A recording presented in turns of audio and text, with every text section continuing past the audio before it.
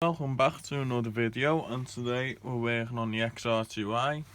I got the sill and everything off yesterday, and right now we're going to be moving on to the rust patch on our bulkhead. First thing I'm taking off is going to be the ECU. It's only about 10 mils. So I've got our ECU out. Take the two bolts out the way, slacken this one off, and this is what we're left with.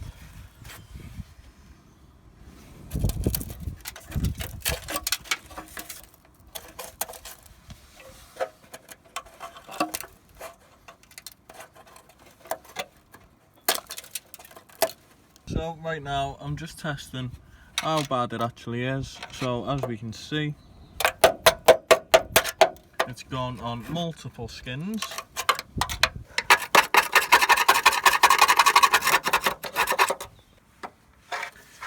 So we've got no metal there either.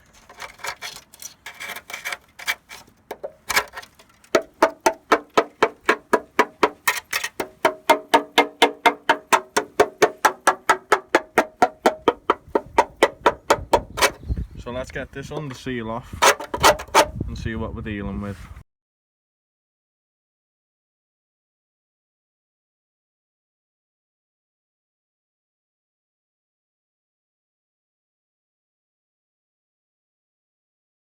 So this is where we're up to. I've got all the seam sealer off, and it's no surprise that they rotted really back in the day, because there's open seams like this. There ain't no sealer or anything in there. I banged that over on the other side, so I'll be doing the same on this side. Got a little bit of rust there, but I probably won't even address that. I'll just rust remedy that. And on the outside, there's not much I can do really. I'll probably chop that and put a new piece in, but the rest of the work is going to have to be done from the inside. So from the inside, you can see what we're dealing with. That whole corner is basically gone. So again, I'm going to get the seam sealer off this side. Same process. Next, it's time to start chopping. So the first thing that you want to do is just start removing all the rusty material. As we can see, that's the replacement panel.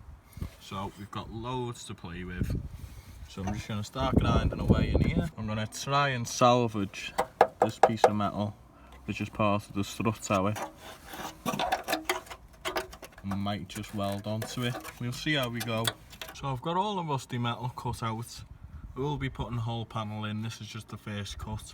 So it's gone here, unfortunately, so I've got to do a little bit of sheet metal work there. Didn't have to do that on the other side. Got this outer skin, that's going to be a simple plate. And I've gone ahead and chopped all the rusty metal out on the inside as well. I've chopped back right into fresh metal. It's going to be one nice simple plate like I've done on the other side. But first things first, we're going to sort this out.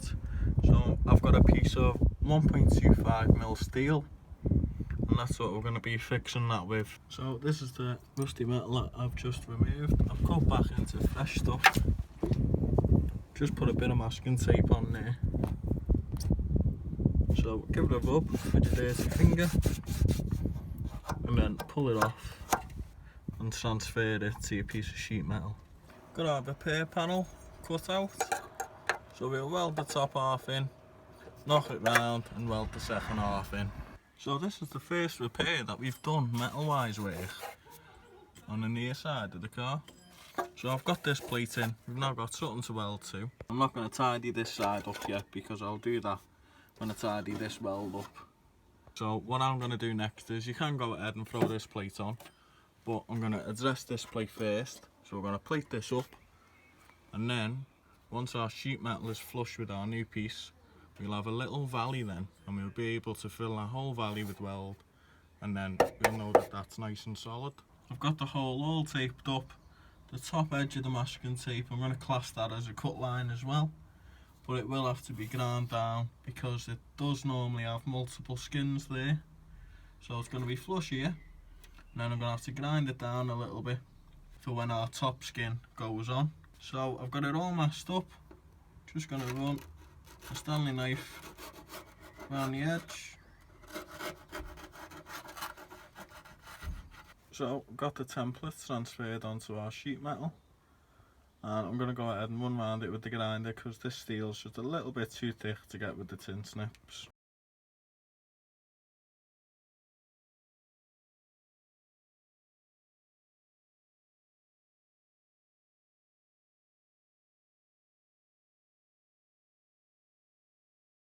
I don't think I could ask for any better. I don't even think it's going to need a trim. So it's going to sit roughly about there, something like that. So we've got a nice little bit of a gap all the way around. But we can fill that. So if we have that corner tight on the bottom, that brings the sheet metal right up to the top. Square on that edge. Got about 2mm. So I'm going to go ahead and tack it in. So that's first chop, and it's come out lovely. In fact, before the tack it in, what I'm going to do is I'm going to rust remedy our bare metal. And because we have access to our chassis, only a little bit, but we have access. So I'm going to go ahead, spray a load of wax oil in there.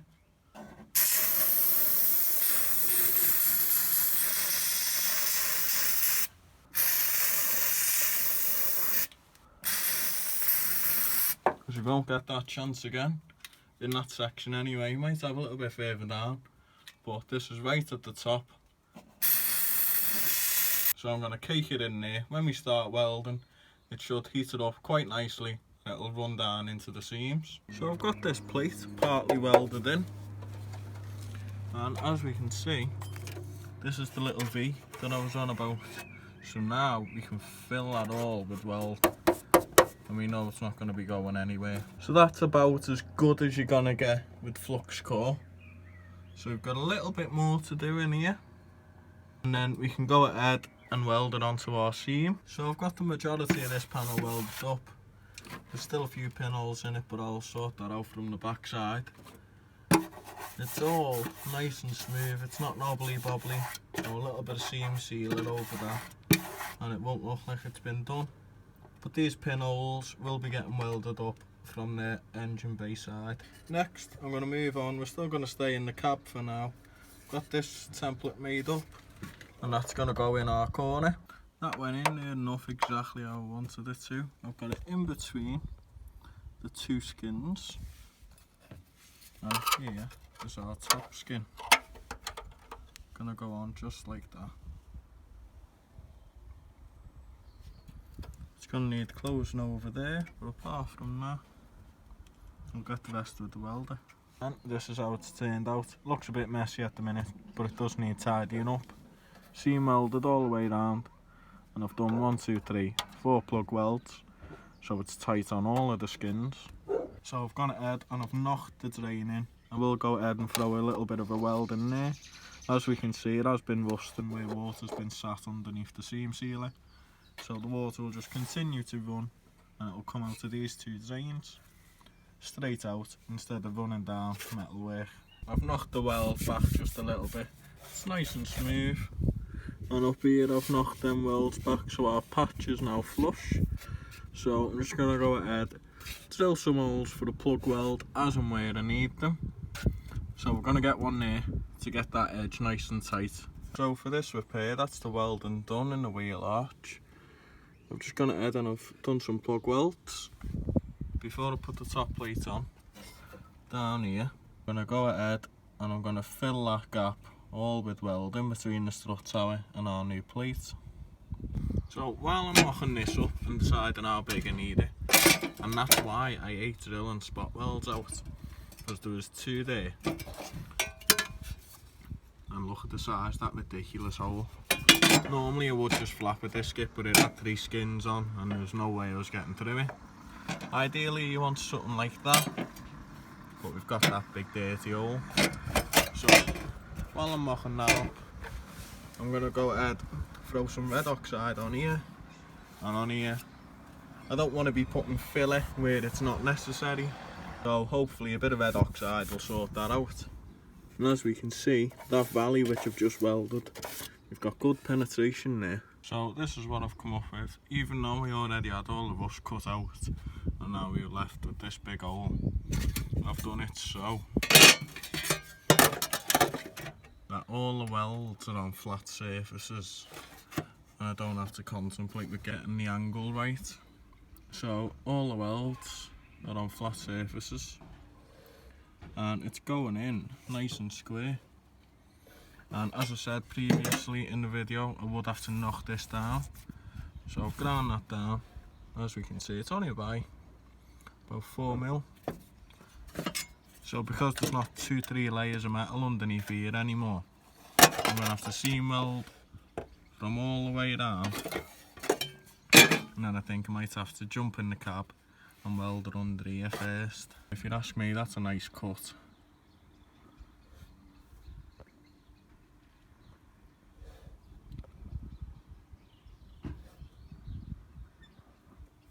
So I've got it tacked in. It's lovely and flush. It's square all round. And it looks about right. So I'm going to go ahead and weld this seam.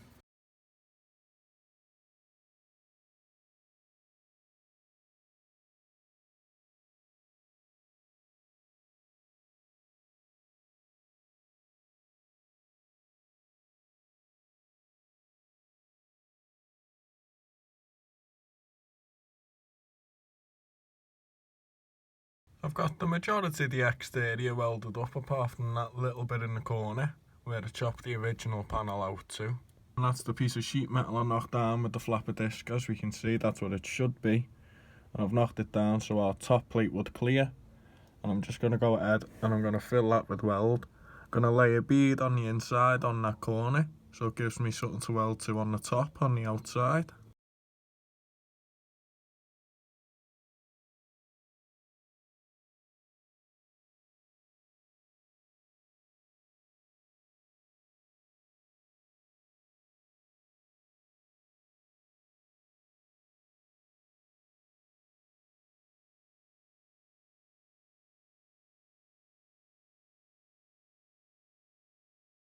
So I've got the top knocked back, I've rust remedied it, and then I've 240'd it.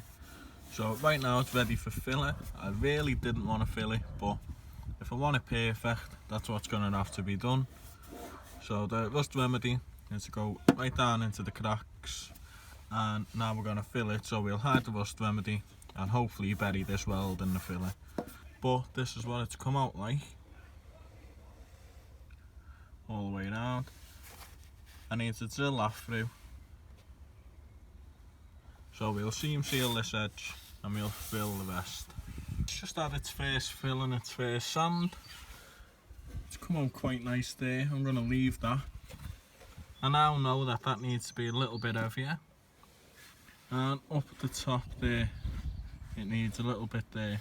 But apart from that, that weld there, that's nice and flush without any filler. So it is only a smidgen of filler where it needs it. So I'm going to fill these ugly things as well. I'm going to make sure I can still get some seam sealer down there. And I'm sure once it's all the same colour, everything will blend into one and everything will be less noticeable, if there's even anything left still to notice. Just add its third and final skim and sand. It's come out lovely. The odd little pinhole in it. But I'm going to put the primer on nice and thick and then I'll knock it back.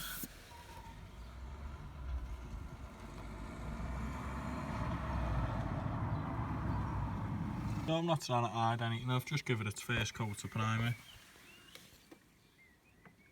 And as we can see, them pinholes are what needs to be sorted. Normally you would just get some spot and putty and then knock it back again, but I've not got no spot and putty. So I think I've managed to fix the imperfections with just the one sand. Give it one coat and I've knocked it back and I think it's come out okay. As we can see, them grey speckles with the original imperfections. Same again up here, and the primer's filled them. And I've gone ahead, I've also seam sealed this so that will now be watertight. It's only a thin little layer so that you can still see the distinct body line. And then blobs of weld, they just look like blobs of seam sealer once it's got a coat of paint on it. And I've prepped and I've sealed down there. It's really messy, but you can only get one finger in there. I'll probably end up going in the cab because it's starting to rain. This is what it looks like in here. I've knocked them welds back with the grinder and I'm going to sand the red oxide back. And I'm going to seam seal that, and then I'm just going to give it a coat of primer. So I've knocked them back as well. So I'm going to seam seal all the welds and hopefully get it in a coat of primer. So the exterior of the car is done for now. Unfortunately it's had a nasty reaction with my red oxide. So I've seam sealed around that repair patch. And you can see there, that's the only red oxide that was left. So it needs sanding down and reapplying. I think it might have still had a little bit of moisture in it, because I wet sanded it and then I used the blow lamp to dry it out. So I think the red oxide still held a little bit of moisture. But as we can see, I've removed all this nasty black paint because that just flakes off. So we had a nice clean canvas to paint on. I've knocked that seam in, filled it with sealer, knocked it in and painted it. Same again here, and that's a water droplet in the paint, so it's come out one of the seams. So filled it with sealants, knocked it in. Same again with this one. And again, this isn't final prep in the grand finale.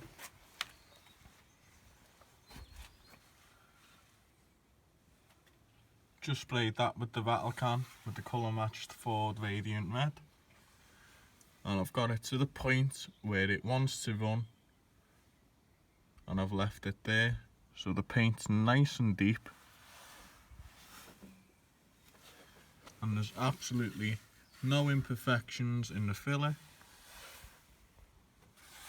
Didn't end up seam sealing this side because it looks quite nice.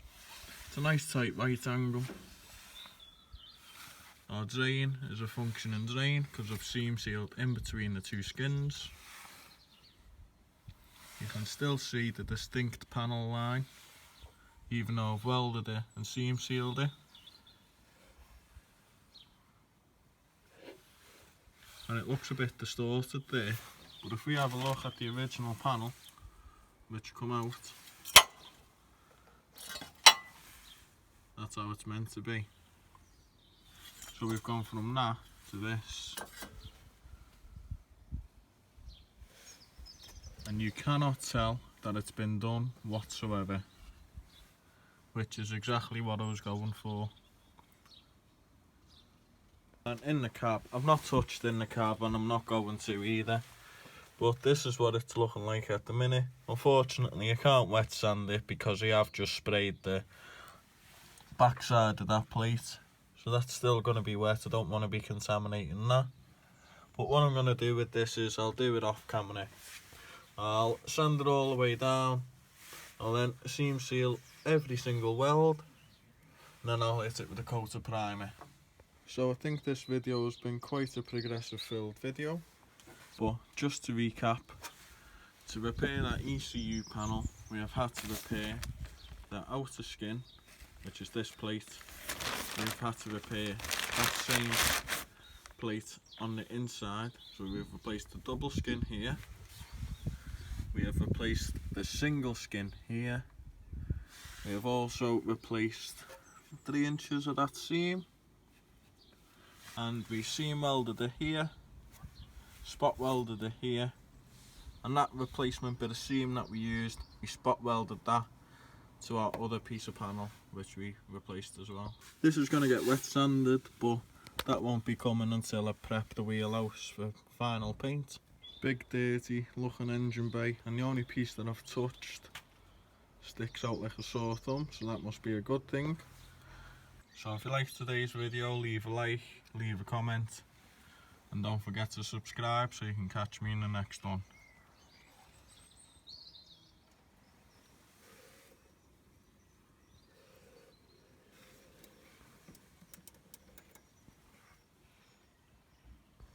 Thanks for watching.